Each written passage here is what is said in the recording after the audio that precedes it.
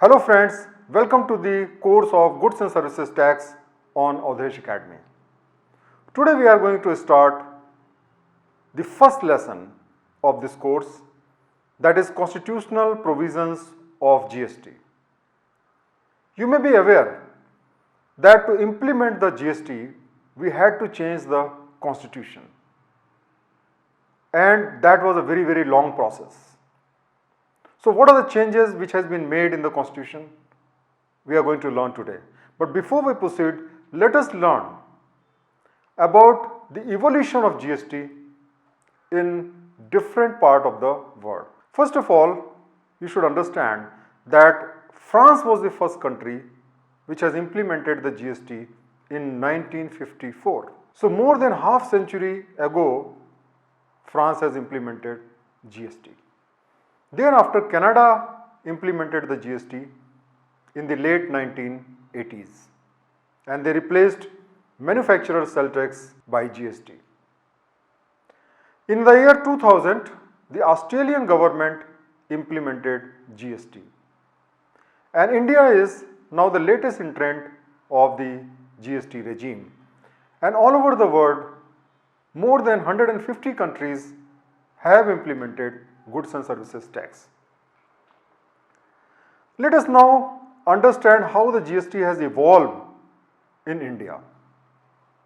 The customs duty, which was on the import and export of the goods, the excise duty, which was on the manufacture of the goods, and the sales tax, which was on the sale of the goods, had been there from a very long time, even before the independence. In the year 1994, first time the government of India implemented service tax on services. Thereafter, service tax was working independently, central excise was working independently in the government of India. It was only in the year 2002 that the government has allowed the CENVAT credit or the central VAT credit of service tax to be used against the excise, and excise credit can be used under service tax. This was done only in the year 2002. Mr. P. Chidambaram, who was the Finance Minister of India, announced that GST will be implemented in the year 2010 in his speech of 2006-07 budget.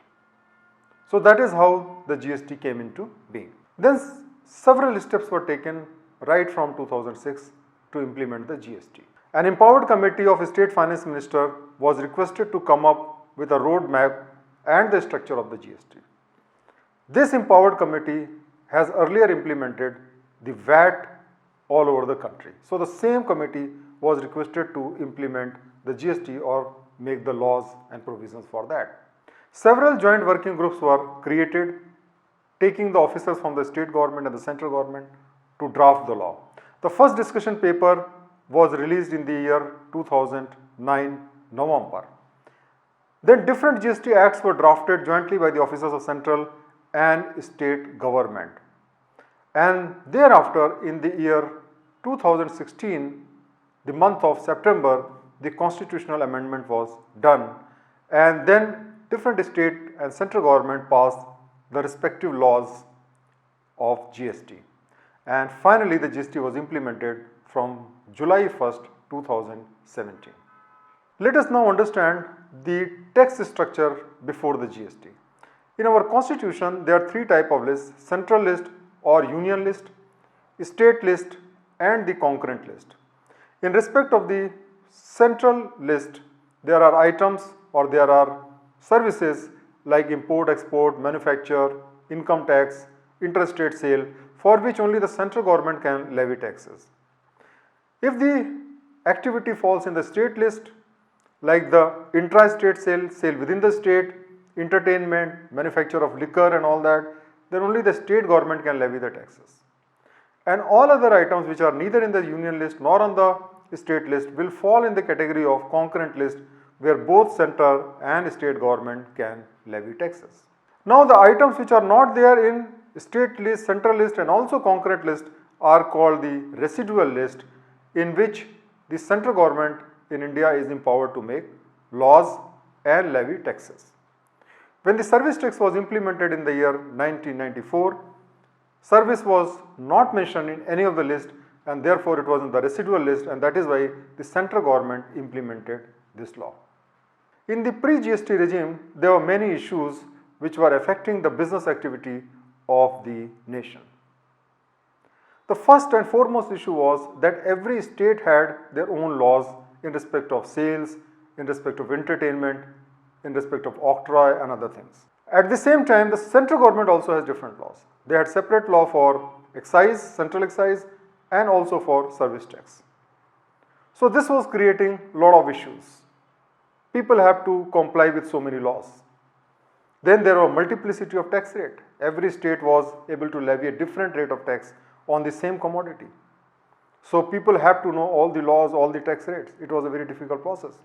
Then there are multiplicity in the tax administration. You have to deal with the state government, central government. Even in the central government, you have to deal with excise, you have to deal with the service tax, you have to also sometimes deal with the customs. So all this was creating problem. Then there were dual taxation. The meaning of the dual taxation is that the same activity could be called a service as well as can be called a sale. For example, sale of SIM card. Now when the SIM card is sold, it is sold as a commodity and also it provides a service. And therefore both the state government and the central government were levying taxes on that. So it is leading to dual taxation. There are confusion between the goods and services. SIM card is one of the examples, where whether it is a goods or a service, it was very difficult to differentiate. The software development, whether it's a goods or service, very difficult to differentiate. Catering, providing services in the restaurant, whether it's a goods or services, very difficult to differentiate. And so there were a lot of litigations. Then there were problems of taking input tax credit. When your goods move from one state to another state, both were having different laws. So if you have paid the VAT in one particular state, you cannot take credit in another state. That was the problem. Export benefits were also restricted only to generally the central government's taxes. State government's reimbursement were very, very difficult. Before the GST regime, there were check posts on every state border. The reason was that the rate of sell tax and the rate of CST, that is central sell tax, were different. If the sale was within the state, then you were charged VAT, which was around 15%. But when the sale was from one state to another, it was central sell tax, which was hardly 2%. And therefore there were diversions, malpractices. In order to stop that, there was check post. So if the goods are traveling from one state to another, say from Tamil Nadu to Jammu and Kashmir, then they have to cross so many states and face so many check posts. It used to take so much of time, and also there was a lot of scope of corruption. So all these problems were there in the pre-GST regime, which we have taken care of by implementing the GST. Now let us understand that what was Constitutional Amendment Act that changed the constitution to implement the GST. First of all, what has been done is that we have shifted the items like manufacture of the goods, services, sales from the central or state list to the concurrent list, so that both state and the central government can levy taxes on that. This constitutional amendment bill was passed by the Rajya Sabha and Lok Sabha in August 2016. Since this affected the states also, therefore it required the ratification of more than 50% of the states. Thereafter, the states ratified this constitutional amendment bill. Thereafter, on 8th of September 2016, the Constitutional Amendment 2001 Amendment Act was notified by the government after getting the assent of the President of India. Now, what are the key features of the Constitutional Amendment Act? Number one, that on the GST there will be a concurrent jurisdiction of central and state. Second important thing is central will levy and collect the IGST, that is integrated GST, between one state to another state in the course of interstate sale and also on import of the goods. The imports of goods will also be treated as IGST or interstate sale. Then there was a constitutional of GST Council under Article 279A, which was inserted in the Constitution. And this GST Council is the supreme body for making changes in the GST Acts. One of the important apprehension to many states like Tamil Nadu, Gujarat and Maharashtra, which are basically manufacturing state, were that they will lose revenue because of the GST. And therefore, in the Constitutional Amendment Bill itself, the provision was made that for 5 years the central government will compensate for any loss of revenue which happens to any of the states because of the GST implementation. Another important feature was that the GST on petroleum product, high-speed diesel, motor spirit, natural gas and aviation turbine fuel will be levied from a later date which will be notified by the GST Council. Now, one of the most important feature of this Constitutional Amendment Bill is that the central government as well as the state government has given up their power to implement or the change tax structure. They cannot levy the taxes on the basis of their own volition. For any change in the law, for any change in the tax rates, they have to go to the GST Council. And what is GST Council? Let us understand. The GST Council will be headed by Union Finance Minister and it will have Minister of State and State Finance Ministers as their members. This will recommend the GST rates, exemption and threshold, taxes to be subsumed and the other matters relating to GST. The quorum of the GST Council will be 1/2 of the total number of members. The decision of the GST Council will be done by a majority which is not less than 3/4, that is 75% of the weighted votes. About the weighted votes, the central government has 1/3 of the weightage, while the state governments all put together will have 2/3 of the weightage, and all its states will have equal voting power. So only when you have more than 75% of the weighted vote, then only a change in the GST laws or the rates can be made. So you require central government support plus 20 state support to actually implement the changes in the GST law. In some way you can say that the central government has a veto power because central government's power is 33%, while all the state government's power is 66%, and you require 75% of the weightage voting to make a change, and therefore if the central government says no, then the law cannot change.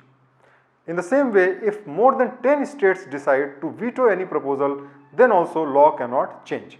So in a way, you require the approval of the state as well as central government to conduct any change in the GST laws. And only when the GST Council will recommend, then only the central government or the state government can make any changes in the law.